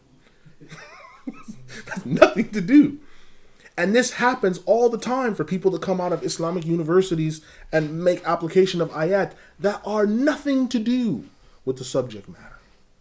So it's important that the mutafaqihun fuqaha, that these people, that they follow the right standpoint and that the right context applies. Because that's why you learn usul fiqh, that's why you learn fiqh, that's why you learn usul, that's why you learn all these different things. So yes. So just related to that topic about ilm. So I completely understand that ilm is only knowledge of the deen. What if some, like, have there been in history sort of famous scholars that didn't get the Islamic knowledge, they were taught something else, but then they were taught it later? And if someone has been taught non-Islamic knowledge first, and then they wanted to go down the path of sort of scholarship, do they need to sort of unlearn, or how would that work? So the question is, if someone's been taught, is there history in Islam of people who have learned the knowledge of the deen last and learned the secular knowledge first? And how does that pan out? What would someone do if they wanted to go on the path of knowledge of the deen? Alhamdulillah, sallallahu alaihi wasallam. Al-Qadi Iyad was involved in the earthly life and running the streets and such until he was 43 years old. Then he got serious about the deen. Allah guided him, and he lived until 95 years old and became one of the highest sources of fatwa in the Maliki school. The only examples I ever have of people that have not learned the deen knowledge first and came back are people who were sinners and then repented from it, because that's what happens if you don't learn it. Now, when someone starts to learn deen knowledge, do they have to unlearn certain things? Well, yes, they would. In one sense, they'd have to change their paradigm. So the primacy of revealed law knowledge, because if you've gone through a kafir school system and you haven't deprogrammed, there's certain layers. There's what's called primacy of knowledge and assumed knowledge that are there that you don't know that's there. Ideas that if you don't feel happy with something, you don't got to do it. Right? Certain things like that. I don't feel that's right. Right? Why are you shouting at me? I'm not. I feel that you are. So therefore it becomes a reality. So it's what's called emotive knowledge, right? So you have to unpack those types of things. Those things have to be unpacked. The primacy of the revealed law. Everyone says, oh no, I believe in Quran and Sunnah. I'm ready to die for Rasulullah. Okay, it's time for Fajr. Well, see, those are just platitudes. And you have to overcome these types of things. You have to battle these types of things and get yourself to a point. Listen, whatever Allah's put in his speech and his revealed law, if that's what he revealed, that's the truth. I don't care what anyone's talking about out here, because I know that this world will never be reconciled to the revealed law because they're in conflict with it. So I know I'm going to find things that are going to be in conflict with the wider world, because there's a war going on that was announced between Shaitan and the rest of humanity. There's a war going on. So if you find that everything in the Quran agrees with the worldly life, then that means it's not revelation. Because the Prophet ﷺ was in conflict with the people around. There's conflict, right? So they'll have to deal with those types of things. I'd say for someone to set themselves straight to begin the process of deprogramming, it took me 10 years. It doesn't have to take everyone 10 years. It could be shorter. I would say the books that would help someone deprogram would be the Shifa by Qadi Iyad, the Sirah of Ibn Hisham. Those are great texts for just deprogramming. Just flushing out the spiritual and mental sewage that has to just be evacuated. They're excellent because it just revamps your whole understanding. Because even you've been through the Kafir school, the Kuffar have even given you an understanding of Islam as well. Because they've taught you GCSE, they've taught you your religion. Yu'allimukum dinakum, they came to teach you your religion. So they've taught you your deen as well. So you have to deprogram these types of things. Then once you go from there, then you start looking at what is it that I need versus what is it that I want. What you need is you need to know what your creed is supposed to be, what you're supposed to believe. That's top heavy, right? Then what you need regarding to your fiqh, right? Not just your wudu and salah. If you own a business, you need to know how to carry out transactions in your business. If you're going to get married, then you need to know what marriage is supposed to be and the conditions that are to do with that. If you're going to have children, you need to know what upbringing is going to be and how to do that. So whatever transactions apply to you, if you're a farmer and you've lived on your own your whole life and Allah never put in front of you the option to get married, then the rulings to do with marriage, divorce, they don't apply to you. So your only issue is now planting, animal husbandry, sowing and reaping of your harvest, right? You're looking at what are the things that apply to me in revealed law so that I can carry them out, that I can discharge my obligations. So then I learn those to the best of my ability and I bite down on them with my teeth and I hold on to them. Because even if it's a little bit of knowledge, if all you needed was a little bit, not everybody needs a lot of knowledge. Some people just needed a little bit. If all you had was just a little bit and you bit down on it and held on to it as tight as you could, that's sufficient. That's sufficient. Because that's enough to form around your family. Right? So the believer should always be theology heavy and then fiqh secondary. Right? Because the believer, when he reads about what Allah's plan is for humanity and how he's working in his life, that then spurs him to want to do things for Allah. That's why fiqh is second. I want to do something for Allah. I want to do something for Allah. Okay, Allah says, well, then do this. Okay, how do I do that? And then Allah tells, okay, listen, when you want to do this for me, here are the guidelines. But the first things first is you have to do this. So a lot of slaves of Allah, they've been taught to have a fiqh first thing and theology second. So they're like, you need to do this, you need to do this, you need to do this. But they're not inspired when they do it. They're just like, okay. Today is the 22nd of June. I'm facing the sacred Kaaba in Mecca. I'm praying 4 rakahs sincerely for the sake of Allah. Allahu Akbar. Right. So now they're not spurred by it because the original theology and principles behind it weren't in place. So they were just told just law. And that's, now if you're going to be Israelites or Jews, that's cool because they got 613. They got to learn those. But that's not us. We're spurred by theology first and foremost. So that could be the last juz of the Quran from surah 78 to 112 to work on those, from surahs 68 to 77 to work on those. That's like the core of like your theology, what you believe, because there's things in there that have to do with when you're suffering, when you suffer for the sake of Allah and you keep striving. People are going to abandon you. They're going to turn away from you. Right? When your nefs fights against you, when shaitan comes and whispers, it has all the stuff in there that you're going to go through in your daily life. From sort of 68 all the way to 112, it's got everything in there. So if someone's like, okay, I'm going to bite down on this and make sure to read this and hold on to this, and I should be fine. That's like the core of everything. Yes? Okay. So I'll close from here. And I say, Subhanakallahu wa bihamdika wa ashhadu an la ilaha illa ant astaghfiruka wa atubu ilayk. إنه غفور رحيم يرحم الراحمين ولا إله إلا الله والسلام عليكم. بسم الله.